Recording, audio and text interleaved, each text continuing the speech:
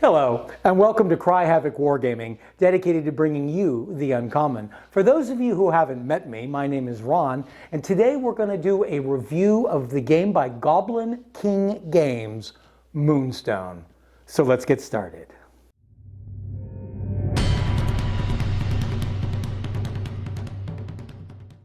Moonstone is a game by Goblin King Games, whimsical fairy tale game that is inspired very heavily by the works of both Brian Froud and Terry Gilliam of Monty Python fame. There's other influences. One of the characters is clearly based on the Beast from the Disney version of Beauty and the Beast. They've taken a bunch of different sources for some just absolutely beautiful resin figures to play a whimsical fairy tale based game where the goal is to recover moonstones, these magical stones that wizards want for some yet to be revealed reason and are paying the populace. So people are in a very bloodthirsty fashion going after one another to recover these. Now I say people, some of them are gnomes, some of them are goblins, some of them are fauns, giants or trolls, all of just incredibly imaginative and well sculpted and very enjoyable to paint figures. The game steps away from a lot of normal aspects of regular games. For instance, the dice. The dice in this game, except for rolling initiatives each turn, the dice are in fact the moonstones. You drop them from above the table. Where they fall lays out where the moonstones are and how deep they are. And the game consists of recovering those moonstones. Whoever recovers the largest number is the victor of the game. And you alternate taking turns back and forth. The game can be played with 1 to 4 players. The number of characters each side has is based on the concept of a 1.5 hour game to a 2-hour game.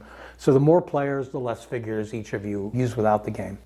Each character has a certain number of energy points. Those energy points will drop as you receive hits and you're injured throughout the game.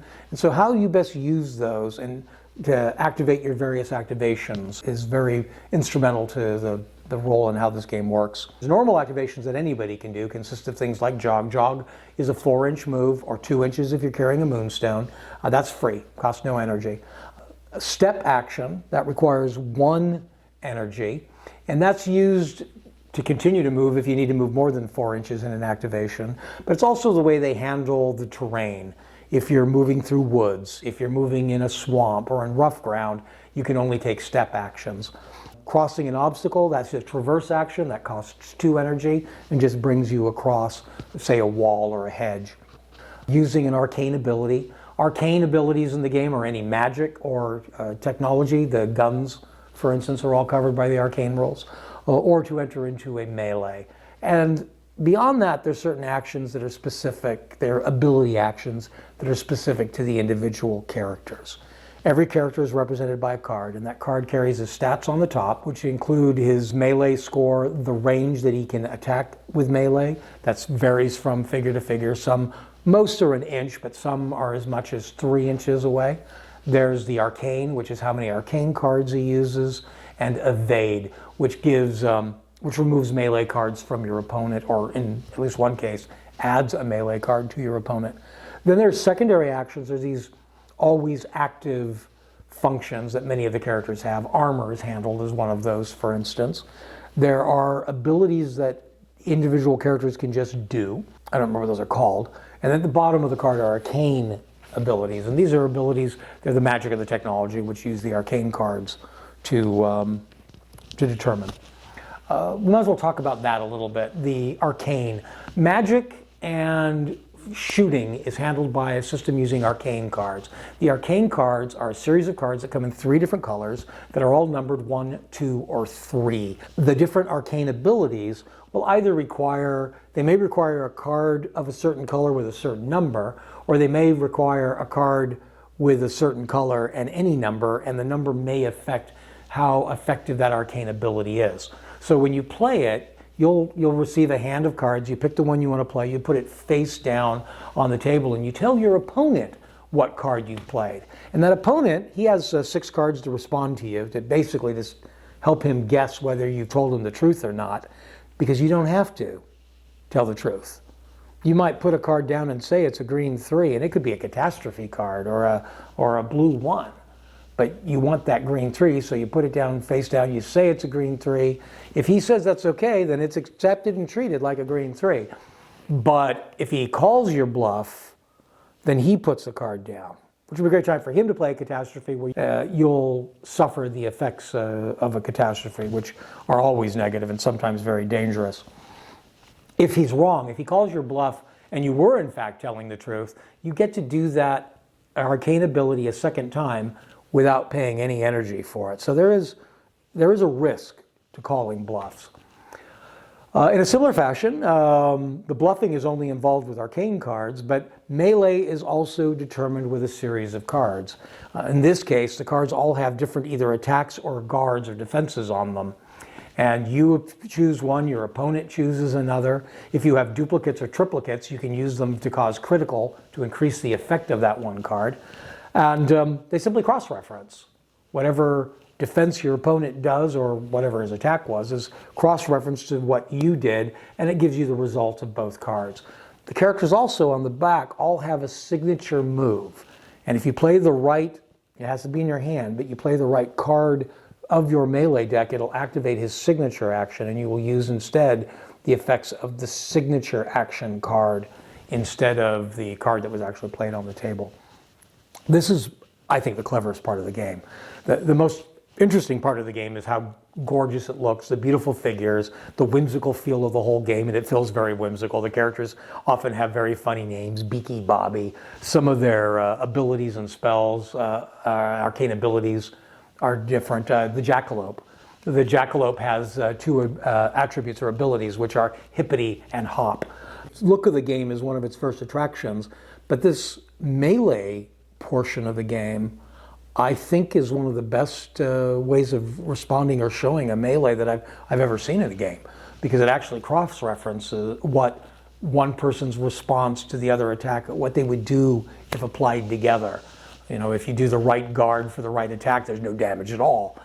It's brilliant. It's very brilliant. The cards themselves are actually very nice. All the components of the game are just beautifully made. The sculpts are not only excellent sculpts and beautiful, like I keep mentioning, but the resin casting of the figures is very, very nice.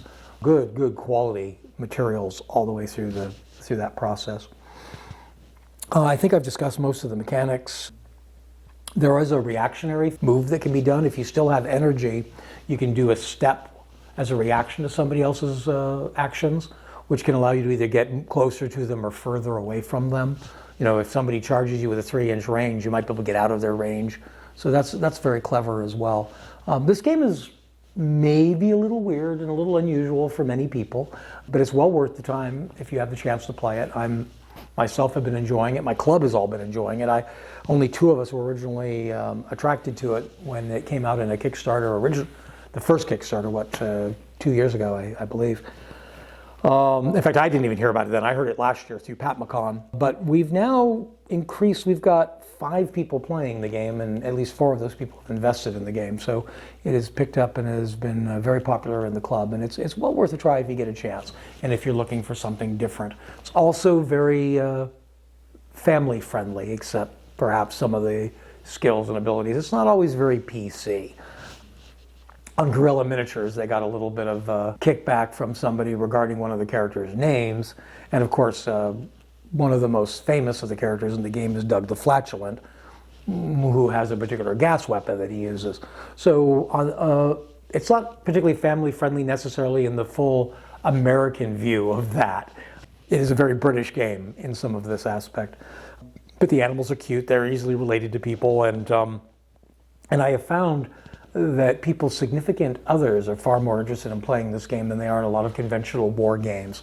So that's something, particularly in this time while we're still under various coronavirus restrictions, that make the game applicable and interesting on that as well.